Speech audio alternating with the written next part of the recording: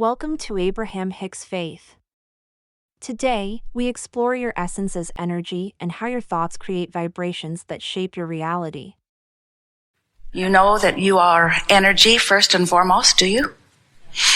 It's an important place to begin because everything that we are going to be talking about here is about vibration and law of attraction's response to vibration.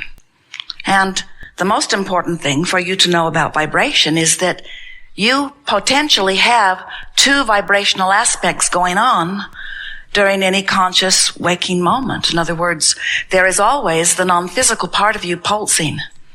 And then there is the physical part of you pulsing. There's the conscious thought that you are thinking now. And when you are focused upon something, you're offering a vibration. And that vibration matters because law of attraction is responding to it.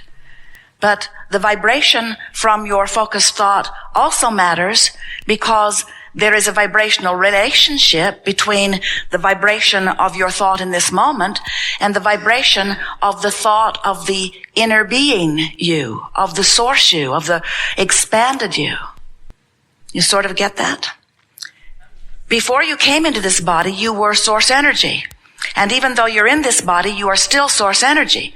So this source energy part of you pulses always, while this physical part of you pulses while you are awake and consciously focused.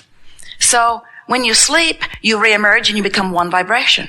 When you wake up, you're two again.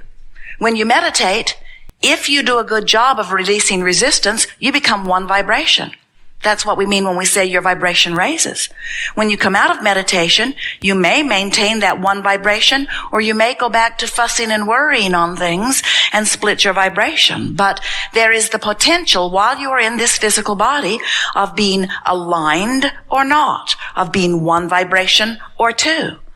Now, practically speaking, we don't want to give you the impression that you intended to come forth into a physical body and be only one vibration with source.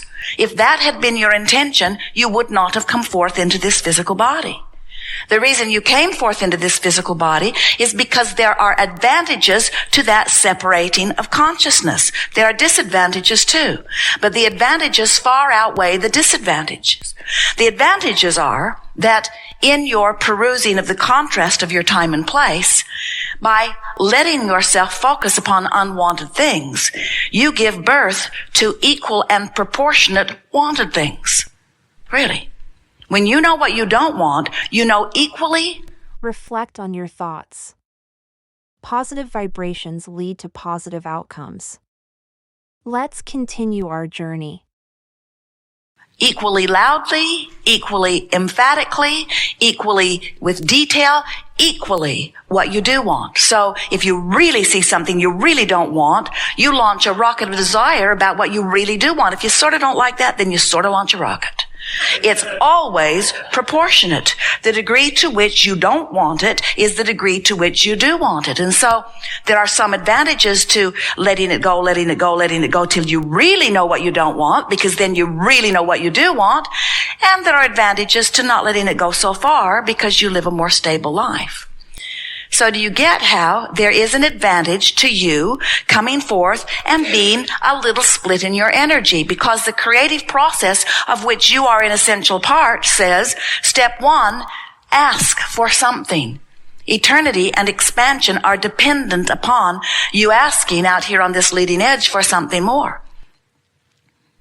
Well, you couldn't ask nearly as effectively if there were not contrast that helps you to define.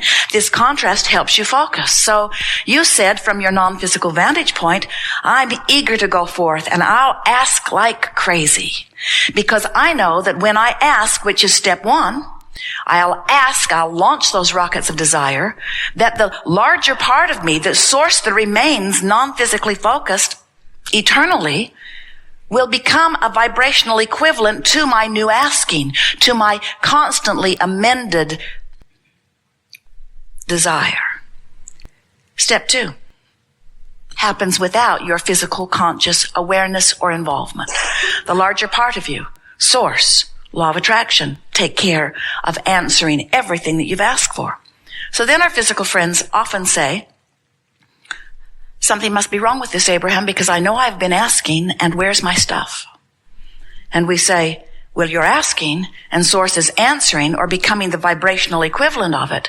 But before what is vibrational can become the manifested, what you call real life experience, you have to become a vibrational match to it. So step 3 is your part again. You have to go into the vibrational vicinity of the answer to your question, to the solution to your problem. If you ask for wellness from your place of illness, vibrationally speaking, that larger non-physical part of you gathers more resources for more wellness for you. But you're not going to be well in your physical body as long as you're noticing that you're sick. Because while you notice you're sick, you've got sick activated in your vibration. And you can't have sick activated in your vibration and claim the wellness that you've asked for. You've got to have well activated in your vibration to claim the wellness. So you're beginning to see already what that means. That means if you are to expand from where you are in terms of physical well-being, in terms of financial well-being, in terms of relationship well-being, if something is to change for you from what is, then you've got to take your attention from what is, because your attention on what is only keeps what is active. And when what is active, you can't get anything other than more of what is.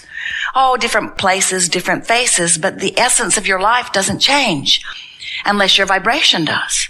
So you got to figure out how to find a vibration of wellness when you're sick. And that's tricky, we know. It's not the easiest thing you've ever done. But you can do it, and if you do it, you'll be well. And if you can't do it, then you won't be well. If sickness is the most active vibration you got going on, even though you've asked, and even though it's answered, and even though all of the resources have been gathered in order to provide the path to your wellness, you're not letting yourself go down that path. And you can tell you're not for 2 reasons. You're still sick, and you're ornery too. In other words, your emotions are your indicator of what's going on between these 2 vibrational aspects of you. So the key is find a way to release your negative emotion, find a way to take an emotional journey, find a way to find thoughts that feel good emotionally, and if you can consistently maintain those better feeling thoughts so that you're emotionally feeling better and better, your circumstances have to adjust to that new place. But you've got to take the vibrational journey first, because everything is vibration before it manifests. You've got to find the vibration of what you want and practice it and hold it and maintain it and teach it to yourself until it's your most chronic vibration on every subject that matters to you. Each contrast you face clarifies your desires. Embrace your creative power. Let's keep going. You can't be so upset about not having enough money, or so worried or so fearful. We're beating the drum of those thoughts. So worried or so fearful, I don't have enough, I don't have enough, I don't have enough, I don't have enough. The government's gone mad, the government's gone mad, the government's gone mad. They're spending like fools, they're spending like fools. They're taking it from me, they're taking it from me. As you beat that drum, you hold yourself apart from what you want. Now, the good news is, every time you beat that step 1 drum, you launch rockets of desire, and your nest egg gets bigger. Every time you beat the drum of what you don't want, what you do want takes better shape, takes stronger form, garners more power. Law of attraction gets after it faster. And we would like to draw your attention to what's going on over here, where the source within you dwells. We want to talk about where all those rockets go and what happens after you launch them. What happens to your rockets of desire? Where do they go? And who takes care of them? And what do they mean to you?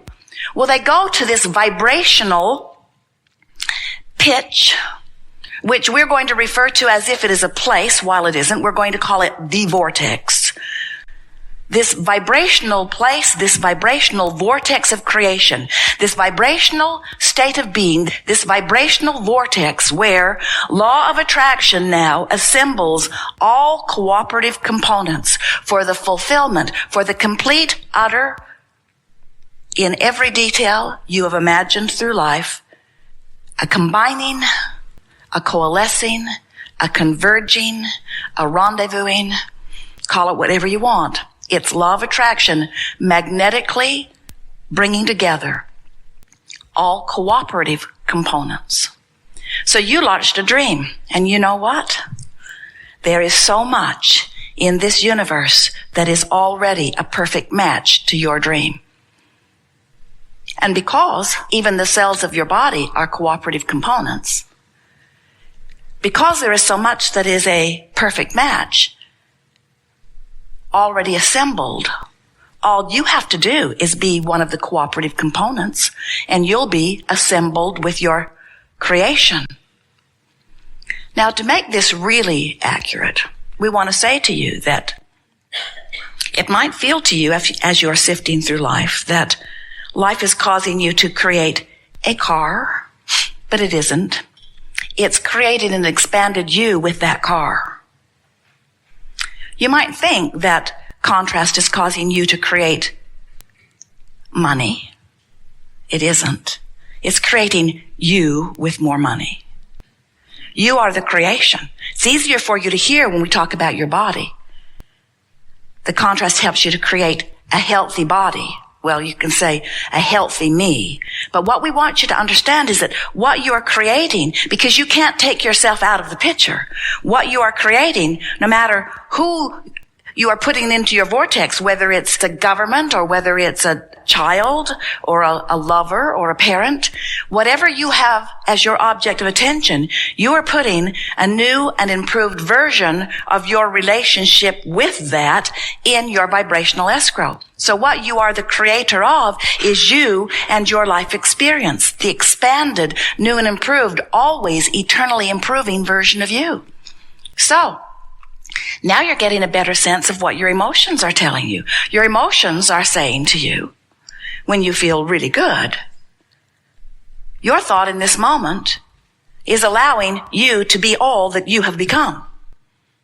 But if you feel negative emotion, your emotion is indicating you are not allowing you to be all that you have become. You're holding back from what life has caused you to be. Your emotions tell you how aligned you are or how not aligned, how allowing you are or how resistant you are, how in the vortex you are or out of the vortex. This is the vernacular that is easiest to say these days, because if you think in terms of just getting in the vortex and you let that be your dominant intention, then you get in there with everything that you want and you live the happy life that you intended. It is our desire to help you to really get these vibrational aspects of yourself and understand what your emotions are telling you. Once you deliberately apply some processes and direct some thought and find your way into the vortex, and you're able to maintain your relationship inside the vortex predominantly, you will begin to announce to everyone, I'm not coming out. And the reason that you say that is because it feels so very good in there. Problems exist outside of the vortex, but solutions are in. And the vibrational difference between a problem and a solution is a big vibrational difference. Questions are outside the vortex, but the answer is inside. So a perfect life is to get in there and stay there mostly and pop out for an occasional question or an occasional problem, but then pop back in for the solution. In other words, don't make a career of hanging around outside the vortex. We know that that's where humans look for you before they give you a monument. We know that. It is really rare that monuments are erected to those happy people that are living happily ever after inside the vortex. You just don't deserve it by human standards. But we got to tell you, there's way more benefit to being in the vortex than being out. And the only benefit to being outside the vortex is the degree to which it makes you want to be in. That's the only advantage of being out. In other words, it helps you sharpen and become more. But once you become it, you really got to be it or you're not going to be happy. Thank you for joining us today. Remember, you are a powerful creator. Stay aligned with your source energy and watch your desires manifest. Your thoughts shape your reality, so choose them wisely. Subscribe for more insights on living your best life.